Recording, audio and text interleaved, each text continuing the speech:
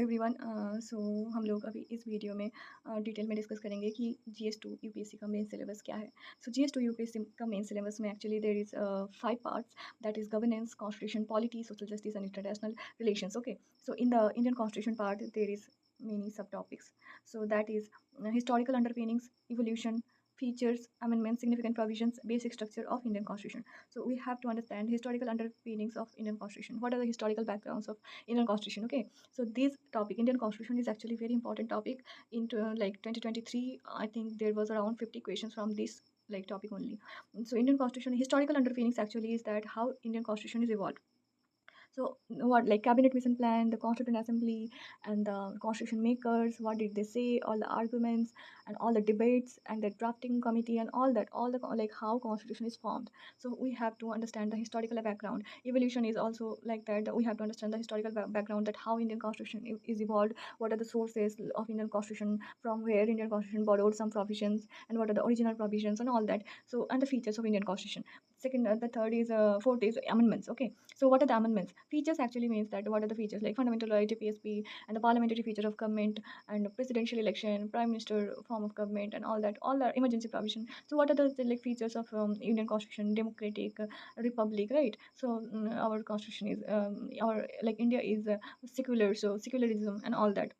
So what are the features of Indian constitution that comes under that? So okay, and amendments, what does amendments mean? Amendments actually, in simple language, we can say changes in the Indian constitution, right? So what are the changes? Like earlier, what was the age of someone who can vote for like Lok Sabha, right? Lok Sabha. So earlier the age was 21, but that age was reduced from 21 to 18. So it was done through 61st amendment. Okay, so this was the one change. And the recently one another change is that the women reservation is given in Lok Sabha election and in state legislative assembly election, right? So these through 106th amendment. So the recent amendment is 106th amendment. So this was the amendment which these things, amendment means the changes happened after like 1947, after constitution is formed, after constitution is adopted on the 26th November 1949. What are the changes? What are the changes happened in the Indian constitution? Okay, so and the significant provisions of the like emergency provision and the parliamentary like election and all the significant important provisions we have to understand, and the basic structure. So if you notice that, if you like read the basics of Indian polity, so you will understand that basic structure actually was not there in the original constitution. So it was produced through Keshavananda Bharati case, I think, in 1973. Okay, so after that Supreme Court decides various things which we cannot change. These like provisions are so important, so sacrosanct, that government can never change them. Okay, so these are the basic structure. So for example, secularism. India is a secular country. So when like another government came and they say that we will make it a like a Islamic country, so they cannot do it because India is a secular country, and secularism is the basic structure of Indian constitution. Okay, and another second topic is the federal structure. So federal structure, that our Indian polity is divided between union and state government. Okay, so union government have union subjects and the state government have state subjects. So union government makes laws on the union subject, and the state government makes laws on state subject. Okay, and there is another list, that is concurrent list, on which subjects both state government and the central government can make laws. So functions of state government and what are the responsibilities of the state government. So and the how they coordinate between like union and state. So all of that, the federal structure we have to understand, and the issues and challenges related to the federal structure. So sometimes what happens is that there is conflict between Indian like union government and the state government. For example, state West Bengal government do not implement like Ayushman Bharat scheme of central government. Okay, so there is a conflict between central government and state government sometimes. So what are the issues and what are the challenges related to the federal structure? So we have to read about that. So devolution of powers and devolution of finances after local levels and challenges therein. So devolution of powers, what are the power, how powers are devoluted to like local levels, what are the powers given to them, and how finances is granted to local levels here means the panchayat, self government, like panchayats and the municipalities, they are saying. And the challenges, what are the challenges in the local levels? So what are the like funding issues are there, and many more, like local level politics, like people for like panchayat election and all that. So they do not collect agriculture tax and all that. So there are issues and there are challenges in the local levels. So we have to understand the powers and the how finance is devoluted to local levels, to panchayats, to municipalities, and what are the challenges. Okay, so these things are there. We have to understand in the federal structure part. Then comes separation of powers. So separation of powers, devolution of powers actually means from union government and between union government and state government. Okay, so how power is actually devoluted from union government and for like state government. Okay, and for local government, but separation of powers actually between like executive, legislature, and judiciary. Okay, here separation of power does not mean that union government has separate functions and state government has separate function and panchayat has separate functions. That does not mean that is division of power. Okay, but separation of power actually means between various organs. Actually, various organs, what do you mean by organs? There are three organs: executive, legislature, and uh, judiciary. Okay, so separation of powers between them, between executive and between legislature and judiciary. So how they maintain like the new how they maintain the neutrality. Okay, so to avoid the conflict. So separation of powers between various organs, dispute redressal mechanisms, and institutions. What are the institutions that ensure that separation of power?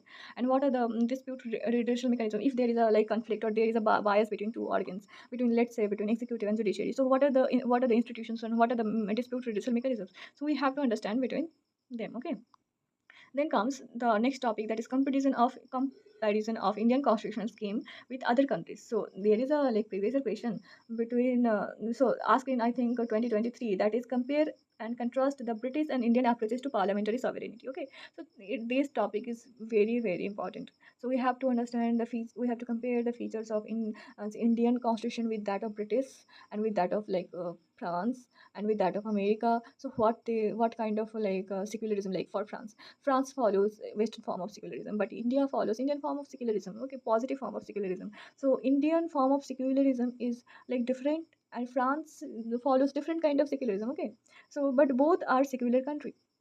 So there is a like different difference. Okay, between France and between India and between India and Britain, British. So there are many difference between same concepts. Okay, so we have to compare and contrast that things. So comparison of Indian form of secularism and Western. So yeah, so I already mentioned it. And the second question is asked in 2023, that is parliamentary sovereignty of UK and constitutional sovereignty. India follows constitutional sovereignty where constitution is supreme, and in UK follows parliamentary sovereignty where parliament is supreme. Okay, so parliament can even change the Supreme Court verdict of like British, but India, in case of India, that is in constitution is supreme. So we will read about it more in the further like lectures. Okay, and the next topic is parliament legislature. Okay, so parliament, what is the structure of parliament? So there is Lok Sabha, Rajya Sabha, and President, which consist of Indian Parliament. And the state legislature, what is the structure of it? And some state also have like state legislative council, and I think there are 6 states which have state legislative council, but not like most of the states do not have them. So what is the structure of Parliament and what is the structure of state legislature? We have to study that. What are the function of Parliament? How like what does Parliament do? It makes laws, right?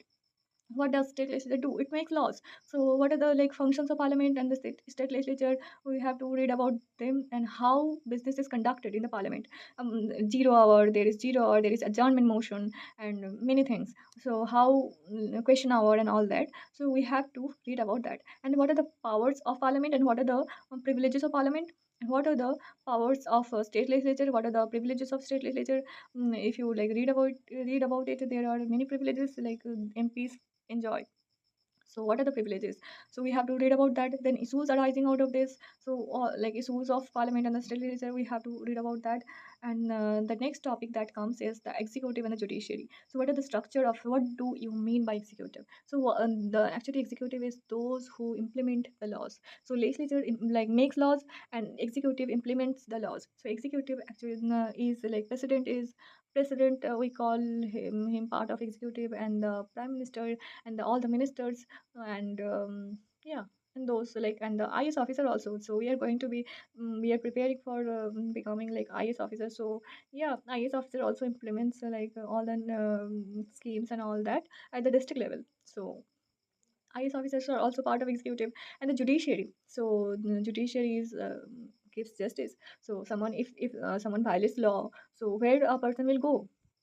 They'll go to court, right? So it is judiciary who provides justice. So what are the structure of executive, and what are the structure of what is the structure of judiciary, and what are the organization executive organs and all that, and what are the function of executive and judiciary, and the ministries and departments of the government, we have to read about them. And the pressure groups actually those groups who put pressure on government to introduce some kind of policy, like for societal perspective, okay, for the benefit of society. And formal and informal associations are in the role in the polity. So many, actually many NGOs and pressure groups actually protested and all that, and after that they put pressure on the government, and after that many like revolutionary things are came. So yeah, it is like important for is Representation of People's Act. Okay, Representation of People's Act actually about election. So how election is conducted, how MPs are elected, how MLAs are elected, and what are the practices like they have to maintain, what are the things they cannot do, and what are the things they have to fulfill to become an MP or MLA. So they are mentioned, this act actually mentions about that. So there is model code of conduct, there is national party, BJP, and like Indian National Congress, and like many more parties. Okay, so we have to understand the Representation of People's Act is about that, about election. So we will study about it further in the next lectures. Okay, then next topic comes is constitutional post and constitutional bodies. So I'm in this lecture, I'm just giving you the brief overview. Okay, only brief overview I'm giving, and the further details about it I'm thinking to bring new lectures. Okay, so we will understand about that in the later lectures. So I'm actually making these videos, so there are like anxieties and all that. Yeah, but yes, I am trying my best to like understand, to teach you. If it like benefits you, please let me know in the comment section. So let's understand that there is a topic in the syllabus, that is constitutional post and the constitutional bodies. So UPSC is a constitutional body. Okay, so we have to like understand that then finance commission is a constitution. So constitutional bodies actually means that bodies that are mentioned in the constitution, that is formed through the provisions of the constitution. Okay, so Article 280 mentions about finance commission. Then there is like provisions mentioned in the constitution, after which some bodies are formed. So these are called constitutional bodies. So UPSC is a constitutional body, finance commission is a constitutional body. Okay, so there are many constitutional posts as well, like for the example, Comptroller and Auditor General of India, that is CAG. So CAG is a constitutional post. And then Attorney General of India, it is also a constitutional post. So yeah, that is like how appointment is done for CAG, like Comptroller and Auditor General of India, and how appointment is done for Attorney General of India. Okay, and constitutional bodies, we have to understand the powers. What are the powers of Election Commission, what are the powers of Finance Commission, what are the functions of Finance Commission, what are the powers of Finance Commission, and what are the responsibilities of it. Okay, so like for example, Finance Commission have to publish a report in every 5 years, right? So about the financial health of the country, and they have to suggest what how to devolve like finance to the states and the local bodies. So they make recommendation, right? So these things we will understand, and the next for a society to be like just, so to maintain the justice in the society. Okay, and the next topic is non-constitutional bodies. Okay, so these bodies are not directly mentioned in the constitution. Okay, some provisions may give the hint and all that, but it is not directly formed um, directly from the like provisions of constitution. Okay, so statutory bodies, we can say regulatory bodies and quasi judicial bodies, all comes under non-constitutional bodies. So statutory bodies actually formed by parliamentary laws. Okay, so parliament forms a law, makes a law, and which mentions that we will form a statutory body. So statutory body is actually formed by parliamentary laws. So for example, there is Bureau of Energy Efficiency, BEE. So it is a statutory body. Okay, so it is actually formed by an act of parliament. And then comes the regulatory body. So regulatory bodies actually regulate, for example, food and drug organization, I think that yeah, food and drug administration, sorry. So food and drug administration is there, FDA, which is a regulatory body which regulates something. So for example, some food products contain cancerous element, right? So who will regulate that? Who will regulate that these check that then that this like masala or is like consist of cancerous element or not? So they check the food products. So it is actually a regulatory body. So it may form, can be like, it can be formed by a government act, like a legislative act, or it can be found by a government order also. Okay, so these are the regulatory bodies. And the third comes the quasi judicial bodies. So judicial bodies actually means that judiciary, what judiciary do, so it actually interpret laws, right? So it interpret laws, that what the law actually is. So quasi judicial body also can interpret laws, not wholly but partially they can interpret laws, and for that they can sometimes punish also. For example, the finance commission is also like a quasi judicial body. Election commission, commission of India, some they can also like punish someone for violating like model code of conduct and all that. So yeah, so they are also quasi judicial bodies. So there are many quasi judicial bodies. For example, then another example we can take is CAG and all that. So yeah, these are the quasi judicial bodies. So quasi means little, so they can partially like they can interpret laws, not wholly, but yeah, they have some powers to interpret laws. So yeah, we have to understand about that, we have to read about that. And the next topic is, that is government policies and the interventions. So what are the government policies? What are the government policies for development, government interventions for development in various sectors? Okay, so there are primary sector, secondary sector, and the tertiary sector, and quaternary sector, quinary sector, and there are many sectors, right? So what are the government what are the policies of government for the development of nation as a whole, of society as a whole? Okay, so issues arising out of their design and implementation. So what are the issues of those government's policies? Okay, so we have to like, what are the implementation policy, what are the design policy, what are the like root cause in the design of a policy, and what are the like implementation, like funding issue, then there are some kind of mafias and all that. So there are many implementation issues also, so we have to understand, we have to read about that. Topic is the development processes and the development industry. So what are the development processes, what are the, how development happens in a country, and what are the develop industries that are helping in the development of a country? Okay, so for example, role of NGO. So how like NGOs function, perform like function.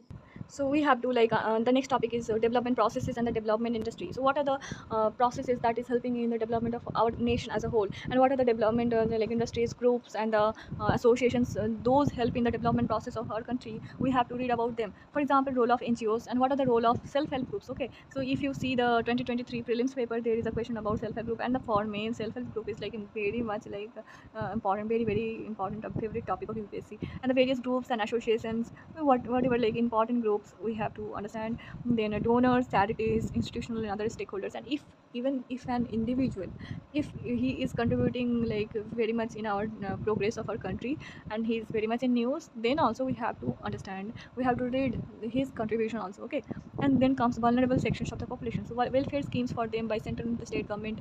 Vulnerable sections, so there are old age people, differently able people, and then women, we can say they are not safe yet in our country. So we have to understand the problems about problems of vulnerable sections, and what are the challenges they face every day, and how can we solve them? Okay, and what are the government schemes for them, and what are the performance of them, these schemes, what are the mechanism, laws, institutional bodies constituted for the protection and betterment of these vulnerable sections? So yeah, we have to understand the laws, what government has done for them, and what are the institution is formed. For example, for scheduled caste, there is a national commission for scheduled caste. Okay, for scheduled tribe, there is national commission for scheduled tribe is formed. For OBC also same. So yeah, we have to understand the bodies and the institutions, so constituted for the protection and betterment of these vulnerable sections. And then the next topic comes the social justice. So what are the issues relating to the development and management of social sector or services? For example, health, education, human resource. What are the issues in their like development? We have to read about that. And the issues related to poverty and hunger, how to eradicate poverty, and what are the things government is doing. And stunting, there is the issue of stunting, malnutrition, and all that. We have to read about everything. So what are the data, and what is the data, current data, and what government is doing? So for example, Poshan Abhiyan is there for malnutrition, for eradication of malnutrition, right? So yeah, we have to read about that. And then comes governance part. Important aspect of governance: transparency and accountability. And e-governance, for example, application of e-governance, where we can apply e-governance, models, successes, limitations, and potentials of e-governance. Okay, so there are many malware and cyber hacking and all that is happening. So many malicious actors are there who are trying to steal our data, information. Okay, so there is a lot of privacy concern also. So yeah, so e-governance is not something which is only good. So there are some bad aspects of also, but there are many good aspect also. Like there, if you see there is a e-market for I think Trifid, like various tribal products they buy and all that. So yeah, there is some kind of e-market also, e-nam I think. That is the name. I have to like look for it, I have to check it again. but there is like many um, the connect like we do not have to collect files and all that. There was earlier a lot of problem, right? But if we like now collect our data in computer, then it is easy to find. Even after many years we can find someone's like data about something.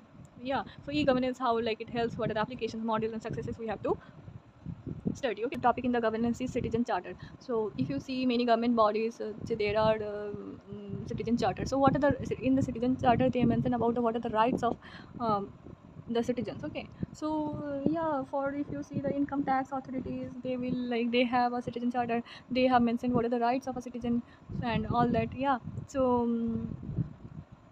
what are the rights of the persons engaged with that, involved with that organization. So this is the citizen charter. And the transparency and accountability. For transparency, there is RTI Act. So yeah, there is other measures as well, so we have to look after that. And the next comes civil services. That is the most important. We are studying, we are like working hard for that. So what are the role of civil services in democracy? So what IS officers, what are the IPS officers and all, like what the role of them in the democracy, in maintaining democracy. So we have to read about that. And then next subject comes international relation. So in the international relation we have to read India and its neighborhood. Okay, so India and our relation with Pakistan, our relation with Afghanistan, our relation with China, and our relation with Bangladesh, Myanmar, Nepal, Bhutan, and Sri Lanka, Maldives, and all that we have to read. And the bilateral relation, bilateral agreements, and the regional agreements, and the global groupings. So bilateral means between two countries. Okay, bi means two. So we have between two countries. What are they like between India or between India, Bangladesh, and then between India, Sri Lanka? What are the agreements and all that? And the regional agreement is, for example, SARC, BIMSTEC, all these like few countries come together and form a regional organization. Okay, so these and the global groupings, for example, United Nations is a global grouping. So yeah, involving agreements, what are the agreements, and involving India, like if even if a regional organization, India is not part of that organization, but if even if like it somehow affects India's interest, so we have to read about that. For example, AUKUS is like India is not part of AUKUS, but AUKUS is important for our like interest for Indo-Pacific relation, for all that. So we have to read about AUKUS, because there are already like Quad. India is part of that, and AUKUS is formed different. Like AUKUS does not include India, so there is we have to understand that what the AUKUS is like doing in the Indo-Pacific region. Okay, and the third thing, the effect of policies and the politics of developed and developing countries on India's interest and Indian diaspora. Okay, so politics here, the policies and the politics, these two terms are different, and we have to understand the difference between them. Okay, and the fourth topic that is important: international institution, agencies, fora, their structure and mandate. Okay, international. What are the important international institution like Asian Development Bank and BRICS and like BIMSTEC and everything. And agencies, what are the important forums, and what is the structure of them, what are the functions of them, we have to study about them. Okay, so now I am finishing the decoding of GS2 syllabus.